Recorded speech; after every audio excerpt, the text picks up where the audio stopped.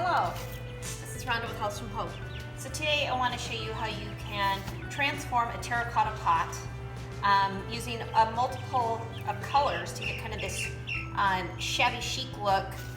And so to start off, you're going to want to start, your terracotta is, that orangey color. And you can let some of it show through if you like that color. I ended up adding gray, so we have a gray base here. And then I used a soft blue color, like an aqua blue.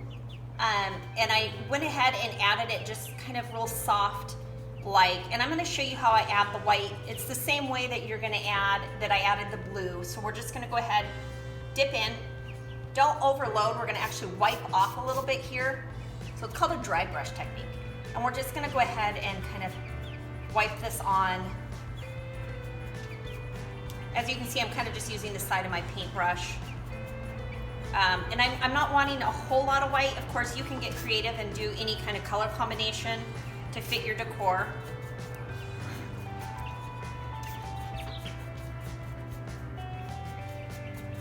And once I'm done with both pots, I'm going to get a little bit closer for you so you can see how that looks. And now that my brush is really dry, it doesn't have much paint left on it, I'm just going to go ahead and wipe it all over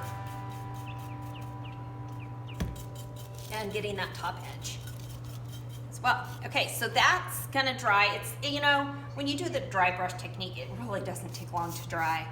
And then depending where you're gonna put it, I'm not gonna actually add a clear coat to it. I think it's totally fine to leave it. But if you're gonna put it outside, you're gonna wanna use like a clear coat that's weather resistant. I think like Rust-Oleum kind of, I think they sell like a spray that's weather resistant. Just depends on where you're gonna put this.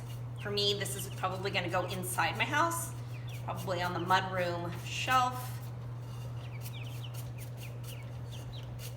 Okay, so I'm liking that. Let me get a little bit closer so you can see what I'm talking about. Okay, so see the multiple of colors here.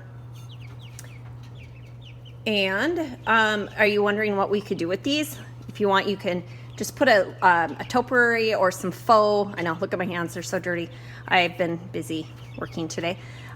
So some greenery. I have some tulips coming out of some of mine.